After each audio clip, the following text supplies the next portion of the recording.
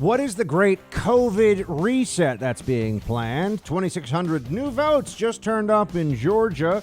Joe Biden founded a fake cancer charity, and California's plan to determine the election in Georgia.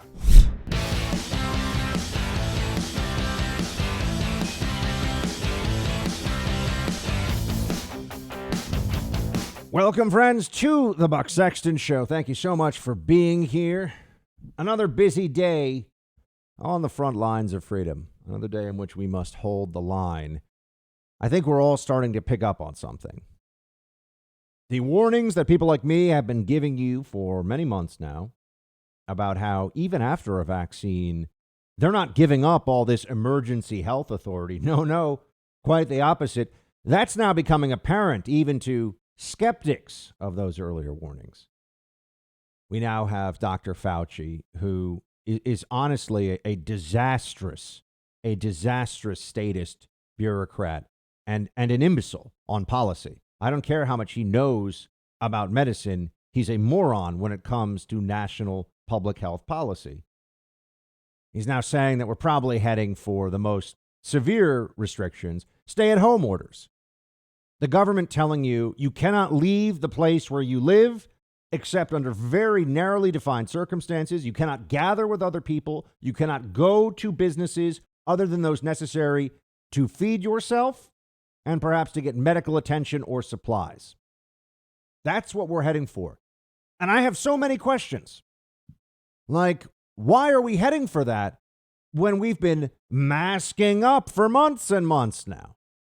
Why are we heading for that with all of our social distancing and mitigation? Oh, that's right. Because we didn't do it well enough, they tell us. It's not that stuff does not work. It does not change the trajectory of the virus once it infects a community. Not over the long term. No, it can't be that. It has to be that we aren't listening enough, you see. That's the problem. This is a mindset that you do often come across in countries where there is no voice of the people in government. This is a mindset that you will hear in places where the answer from the government to why should we do that is just a version of because I said so. That's where we are now. Because I said so. You can't open your business. If you do, we'll fine you. If you're a restaurant, we'll take your liquor license or we'll just shut you down entirely. We'll ruin you. Based on what? You're a health risk. Ah, yes, a health risk, say the people who keep breaking the very quarantine rules they want to inflict upon the rest of us. Hypocrisy, increasingly, as you are seeing, is the point. But ultimately, this is about showing everybody, now that we've all been sufficiently terrified by the media, now that they may have managed to use this to take what should have been an easy re-election for Donald Trump away from him. I know the fight is still ongoing, friends, but let's be honest, this is not looking great. They used COVID for that purpose, but there's a much bigger purpose behind it, too. The policies around it, the mentality here. And you're starting to see how it all comes together. Joe Biden talks about build back better. That's the slogan. That's the phrase. Why isn't it just return to normal life? Isn't that what we all want? We just want our freedoms back. We just want the world that was taken away from us under the guise of bureaucrats saving all of our lives. What lives did they save here? What did they actually do? What did they accomplish? There's no accounting for that. And if you point out the horrific mistakes in the early days from the public health experts, they say everybody makes mistakes, but listen to us now or else. They don't see the problem with that. They don't see how that doesn't sit well with a whole lot of us. And then that brings me to this Build Back Better plan. A crisis is an opportunity. We all know this. The Obama administration made that clear. But in general, people who believe in the plan, meaning that really smart folks will gather together and make decisions for everybody else, also known as central planning, also known as the beating heart of Marxism and socialism. People that really believe in the plan know that the best time to implement it is when everyone is scared, when things have gone poorly for other reasons or things that are even out of the state's control, as we see in this case. Although we've made it worse with these lockdowns, I think that's apparent at this phase. Notice that they don't even try to explain why we're having more cases than ever before. It's spreading all over the country, and mask compliance is at its all-time high. They see no dissonance here. They see no problem whatsoever. They've created a perception. Smart people wear masks. That's what they've done. Right? Like the sheep in George Orwell's Animal Farm. 4 legs good, 2 legs bad. Remember? You've all read it. Wear a mask, Cuomo yells at you. All the politicians yell this. Wear a mask, Joe Biden. Where's your mask? I'm wearing a mask. I wear 2 masks now, Joe Biden says. And I'm not kidding. He said it yesterday. Now, it's not enough. The virtue signaling thrill is not enough from a single cloth placed across your face. You got to double up on that cloth. To that I say, oh yeah, Joe Biden, I'm going to start wearing 3 masks. Triple mask is where it's at. These people are buffoons, but they're dangerous. They don't think for themselves, but they still want to make you do their bidding. It's all about the collective, and it's all about that plan that I was telling you about before. And you're seeing this on a broader scale. Otherwise, how can you explain that now when Boris Johnson gives a speech, the Prime Minister of the UK, Build Back Better is behind him. In Canada, at the Institute, this was all shared by Professor Weinstein on his Twitter account, Build Back Better in Canada. The Institute for European Environmental Policy, the OECD, tackling coronavirus, contributing to a global effort, building back better. Prime Minister Imran Khan having a spokesperson in Pakistan stand in front of a sign that says, build back better. Starting to see this? UK, Canada, international organizations, the OECD. I mean, we're talking, folks, grade A1 globalists here. This is a term we're going to have to start using more. We've used it in the past, but now we're seeing, with the possibility of a Trump exit from the world stage, the globalists want to come rushing back in. Why do we not like what the globalists want for us? What's the problem with it? Central planning for nation states results in failure, results in the destruction of freedom, of individual choice, and therefore of a degree of individual identity, autonomy. They start to chip away at your very soul. We're not machines. We don't exist to do what other people in far-off offices tell us to do. There should only be the most universally applicable standards and guidelines set, contracts enforced, and that's it.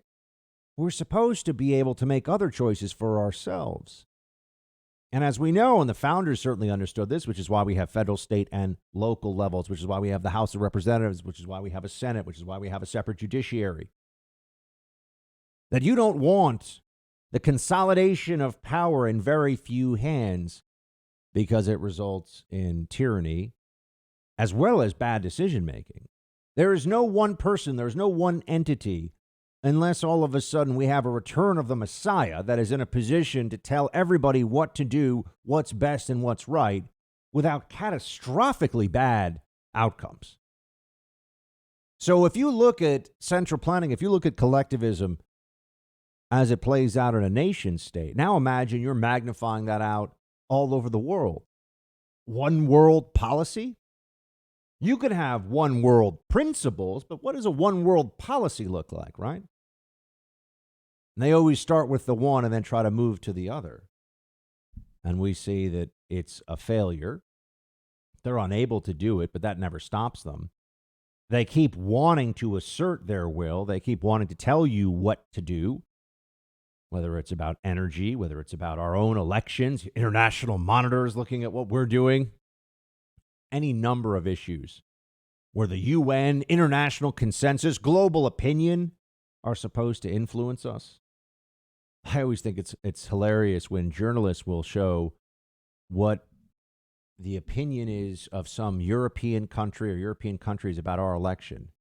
I'm pretty sure we won a revolution starting in 1776, so we could not give a crap what the Brits or the French or the Germans or anybody else, and we had to win a few wars against the Germans for that right too, or anybody else thinks about our politicians.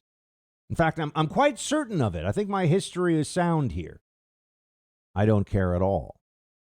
But Build Back Better as a global rallying cry with COVID should make you very ill at ease. We just want them to stop what they are doing because they are not helping. And what they are telling you is, oh, you're going to get more of this, and you're going to get a whole lot more of other stuff that we're planning. A lot of it doesn't even have to do with COVID. This is out of the Saul Alinsky playbook in Rules for Radicals as well. Just get a group, get a population, get people mobilized around one issue, and then you have a mobilized group that you can use for any other issue. Get people fearful and obedient, get them to bend the knee on COVID-19 lockdowns, which is what they're about to do again. And then it becomes so much easier to tell them, we're also going to do the following for your benefit. You listened to us on COVID, and we kept you safe, even though they didn't, and they made things worse. This is the plan, described accurately. They would tell you that the plan, the centrally planned effort of a would-be incoming Biden administration and all of the international institutions and globalists that it will lean on in order to erode your rights and your autonomy, they will tell you that this is going to make everything so much better. They're going to improve everything in your life. They're telling you that as they're making your life more miserable and more difficult. So why should you listen to them? Ultimately, this rests on coercion. That's the problem with the leftist approach, with the collectivist approach. These are arguments that should be settled through an established process of people voting and also taking actions that are within the scope of a constitution that is written in plain language that we can all understand. They seek to subvert all of that. They either say the Constitution doesn't matter. It's an old document written by people that we shouldn't listen to anymore. Or they say that elections only count when they win. Or they say that our election doesn't even really matter all that much as long as we have people in charge who will take orders and be a part of this globalist collective. Then everything is going to get so much better for us here.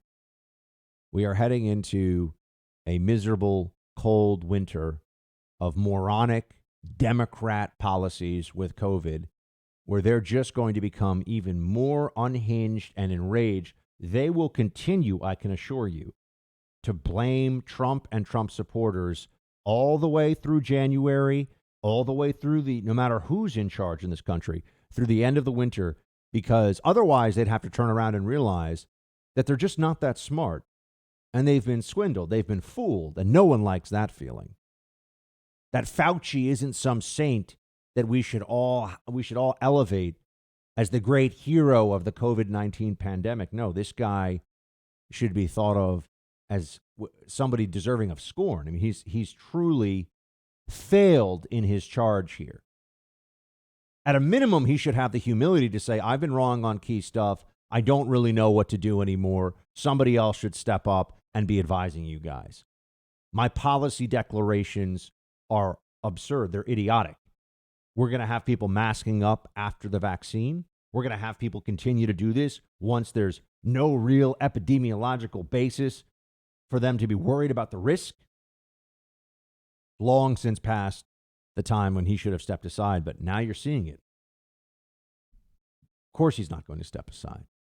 Of course, the people that have been screaming at you to wear a cloth mask loosely fitted around your face sometimes, usually in public, so you can show what a great Democrat you are. Or because you don't want people to spit at you and yell at you and scream at you because you're one of the bad people that's, even though there's a 99% chance you're just a healthy person walking around living your life. You're treated like some kind of vector of the plague. It's really not about this in the end. It's about the massive shift in our mentality, the way that we have let our liberties slip through our fingers with barely a peep of protest. And they see an opening here. It's not just about the Great Reset. It's a remaking of society. We've been conditioned now to do whatever the government tells us about some of the most personal, intimate aspects of our lives. Who you spend the holidays with? The government and its bureaucrats thinks that it has that mandate now. This is a power that the Obamaite socialists of a few years ago could have barely dreamed of. And now the Biden acolytes are all getting ready to implement this, the Build Back Better plan, also known as the Eradicate Your Freedom, Your Liberty, and the Constitutional Protections that have been around for a couple of hundred years plan. I recently got a crash course in home title theft, and you better pray this crime never happens to you because it can ruin you financially. Here's how it works. The bad guys, they find your home's title. It exists online in the cloud. Then they use a quitclaim deed to kick you off, put themselves on, and take out loans against your home's equity. You often won't find out about this until you receive payment notices in the mail, perhaps even a foreclosure notice. You have to go with the experts I trust at Home Title Lock. They can create a virtual barrier around your home's title. And keep in mind, the usual identity theft services do not protect you. All you have to do is go to HomeTitleLock.com, use the promo code RADIO. That'll get you 30 free days of protection. You can also check online to see if you're a victim of this crime and don't even know it. That's HomeTitleLock.com, promo code RADIO for 30 free days of protection, and you can check to see if your home's title has already been breached, all free. HomeTitleLock.com, promo code RADIO.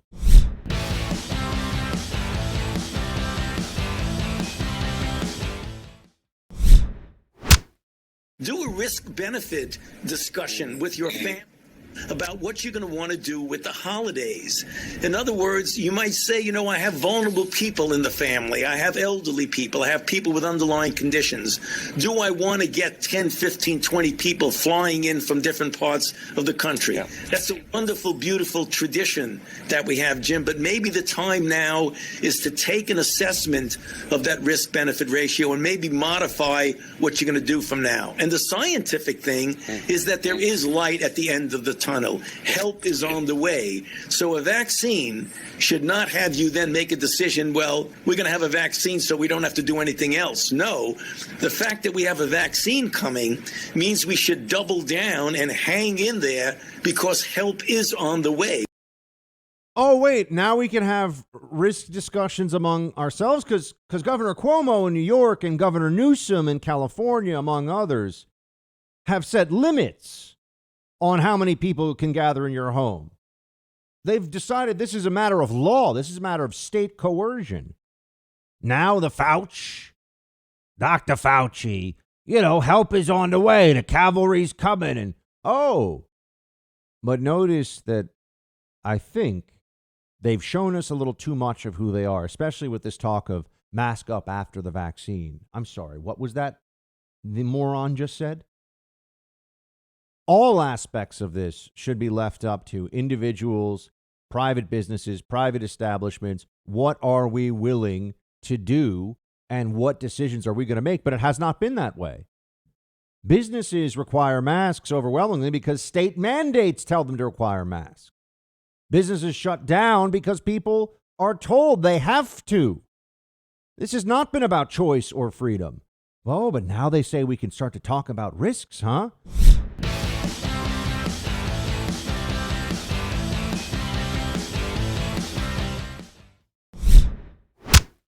What the hell are you doing here? Yeah, it could be their last Thanksgiving.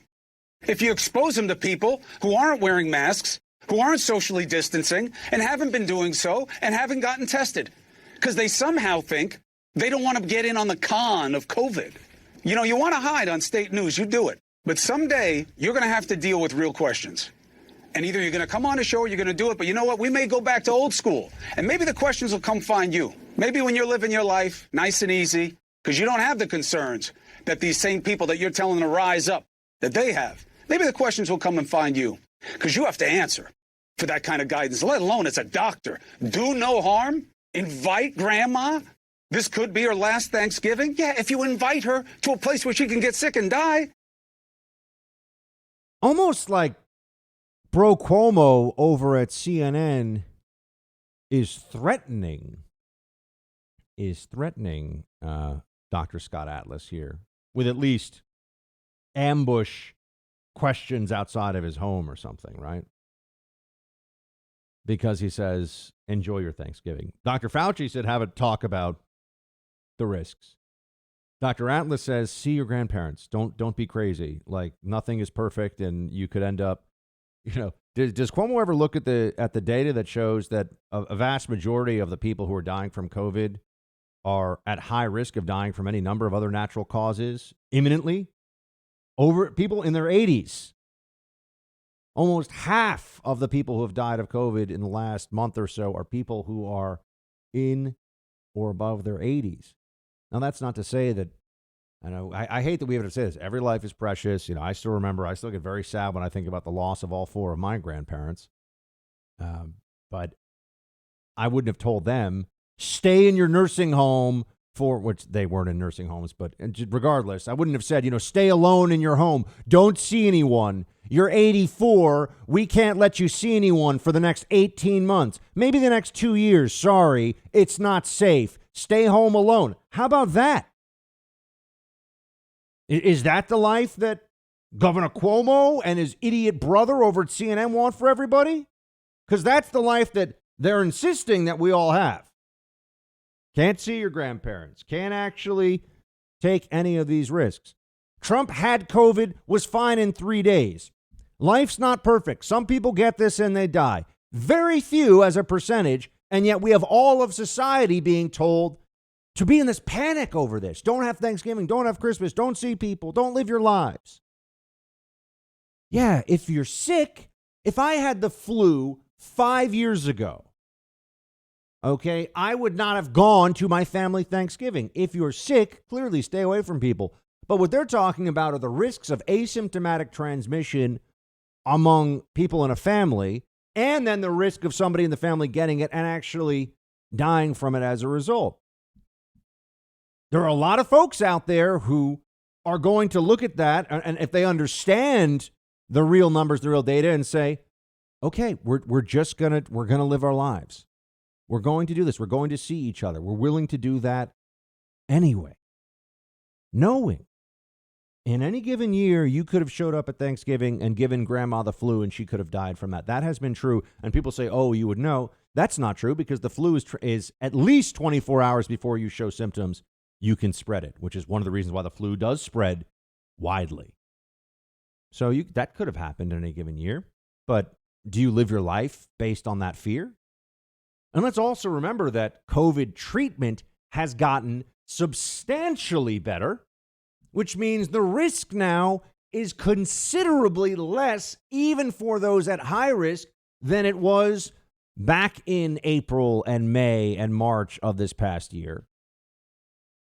And there are vaccines coming on the horizon, which I know doesn't change your risk calculation for right now, but it does mean that we are making real scientific progress against this, actual science.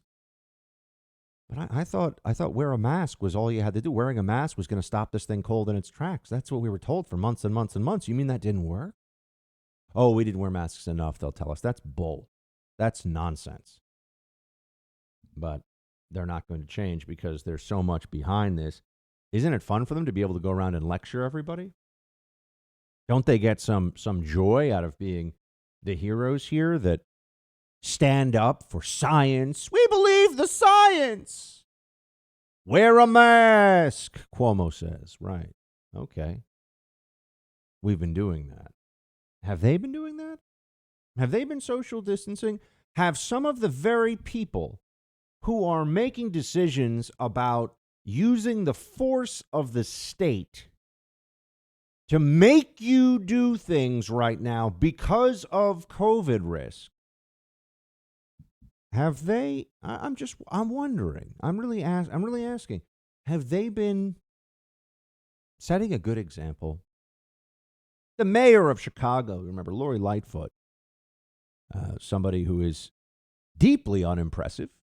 That's fair to say. True of many mayors, right? I mean, she's probably a better mayor than de Blasio because she at least got upset when there was widespread looting of the downtown high-end shopping district in Chicago. She realized that's a bad look for her city, and she was actually kind of upset about it. So I guess she's not completely insane. Whereas de Blasio views it a little bit of, settling the score for social justice. Got to have some looting and rioting sometimes. It's just the price the hardworking people of New York City have to pay for the left-wing lunatics in their midst. But Lori Lightfoot, she got the haircut when we couldn't get haircuts. Remember that? And then when asked about it, it's because she has to look good for her city. That was her answer. Lori Lightfoot was out there with the big Biden protests on the streets. We have this surge of cases this week. And we're being told to change all of these aspects of our lives. No thanks. They just canceled Thanksgiving parade, the Thanksgiving parade in Houston. First time that's happened in over 70 years, ever, since they've been doing the parade. So they're canceling parades. And I'm not a parade person, but I think people should, parades they could certainly do the parade and just tell people, don't gather in large numbers they could still have the parade and people could watch from a distance or not. There are ways they could do this, but no. In general, I'm just an anti-parade guy. Unless it's a military veterans parade, and especially if there's drums and or bagpipes involved, then it's cool. Other parades, I'm just not into. I just don't care. But here's Lori Lightfoot talking about how the Biden celebration going on there on the streets when they called the media called the victory for Joe Biden. How, she was out there without a mask and she was in crowds and there were a lot of people gathered and yelling and everything else. But, no big deal. 16. We've been saying all along, everybody has to take care. Everybody has to take precaution. I will tell you, in that big crowd a week ago, everybody was wearing masks. You can see the shot here. Mask compliance in our city is actually up very, very high. But yes, there are times when we actually do need to have a relief and come together. And I felt like that was one of those times. That crowd was gathered whether I was there or not. But this has been a super hard year on everyone. Everyone feels traumatized. They feel threatened, their safety, and they don't know what tomorrow's going to bring. And with this new surge in cases, we have just got to step up and do the right thing. And I think people understand that. Back in the spring, when we issued these blanket stay-at-home orders, it was because we really didn't understand where the risk was, so we were trying to mitigate it everywhere. We now have a lot more data, and we can use a surgeon's knife and not just a blunt instrument to try to really go at where we're seeing the biggest risk and help mitigate them. And for us right now, the biggest risk that we're seeing in our city is in these private spaces and gatherings. Or Trump rallies, of course. That's where the real risk is, right? Because this is what Democrats were telling us for months leading up to the election. The Trump rallies are the real risk, not BLM rallies and protests and looting and rioting. That's not a risk. This has been politicized beyond recognition. I mean, this is now a straight up political issue. But I do want to be very clear here that she is basically making some absurd justification as she goes along with, people need relief sometimes. But don't gather for Thanksgiving. Oh, okay. So you need relief for a Joe Biden victory dance, like literally dancing in the streets. But people shouldn't have the relief of seeing their family members over the holidays, including family members who have been particularly isolated during COVID, who have been cut off from their loved ones and friends and just human contact. Now that doesn't count. Joe Biden's victory is important. Your Thanksgiving with your family is not. That's what Lori Lightfoot wants you to know. Before I move on to another case of this, I just wanted to point out. She says we're in Chicago, just to take an example. They're doing great with masks in Chicago. Okay. I'm so happy to hear that. In August, you had 1,500, let's say, to 2,000 cases a day in Chicago. Yesterday you had 15,000. 15,000 as of November 13th. So a few days ago. It's the data that just popped up here. 12,000, I think. No, November 16th was 12,000. There we go. That's the closest one. So we've gone from, call it 1,500 to 12,000, 15,000 a couple days ago. New cases. But we're doing great with masks. Gee, how great would we be doing without mask mandates? I asked that question in all honesty.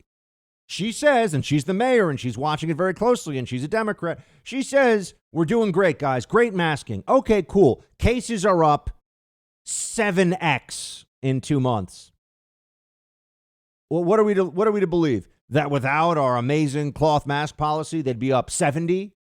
Is that really what we're going to think? In New York City, we didn't wear masks in February when the virus was spreading all over the city. And it didn't get up to those kinds of numbers, right? Going up to 100,000 cases a day, let's say, something like that. But in Chicago, a city with 2 million instead of 8 million people, they're up to 15,000 cases a day. And they're a great example of mask wearing.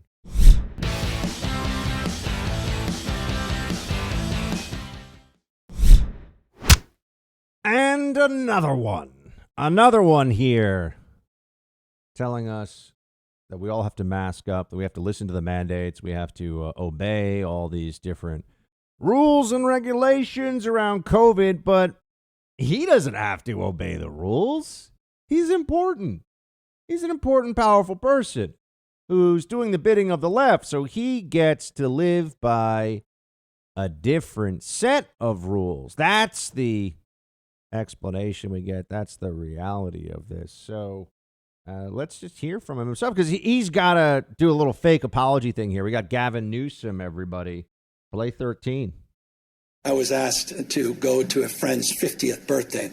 My wife and I, a friend that I've known for almost 20 years, and a friend that had, put a lot of time and energy into his 50th birthday. It was in Napa, which was in the orange status, relatively loose compared to some other counties. It was to be an outdoor restaurant, and we started the program started at 4 o'clock. It was one of those early reservations. I got there a little bit late at 4:30. And as soon as I sat down at the larger table, I realized it was a little larger group than I had anticipated. And I made a bad mistake. Instead of sitting down, I should have stood up and walked back, got in my car, and drove back to my house. Instead, I chose to sit there with my wife and a number of other couples that were outside the household. And you can quibble about the guidelines, et cetera, but the spirit of what I'm preaching all the time was contradicted, and I got to own that. And so I want to apologize to you because I need to preach and practice, not just preach and not practice. And I've done my best to do that. We're all human. We all fall short sometimes. He's much more slick, I'll give him that, than, say, Governor Cuomo is, who is just a deluded sociopath. The governor of California, he's a smooth operator. He is. You say, okay, we're all fallible. And you want to sympathize with him, except if you were running a restaurant and you ran afoul of one of Newsom's mandates, you don't get to say, well, we made a mistake when we had that reservation for 12 people. And no, you get a fine, you get shut down, you get punished. He just gets to say, we're all human. But I'd also note that even his takeaway here is wrong. I don't have a problem with Gavin Newsom going to French Laundry, by the way, considered by some the fanciest and finest restaurant in America, actually. It's Thomas Keller's flagship place up in Napa. I remember I tried to go there over 10 years ago, and I think they told me there was a reservation list stretching back 6 months or something like that, and basically no chance, kid. I'd saved up all my pennies from my government work. I just wanted to go there as a culinary special treat. Couldn't do it. But French Laundry is a great restaurant. True. Very, very expensive. Is it worth the enormous fee? I don't know, but that's for you to decide. Point here being, I got no problem with Gavin Newsom going to a friend's 50th birthday party. Good for him. I got a problem with Gavin Newsom walking around telling everybody else, you can't go to your friend or dad or, mom or coworker's 50th birthday party. Can't do that. Sorry, not allowed. Government mandate. Too dangerous. Too dangerous. That's what they tell us. That's what they say. Well, do as I say, not as I do is really now a mantra for Democrats in power during COVID, isn't it? Almost like they enjoy the authority, but they don't want the responsibility.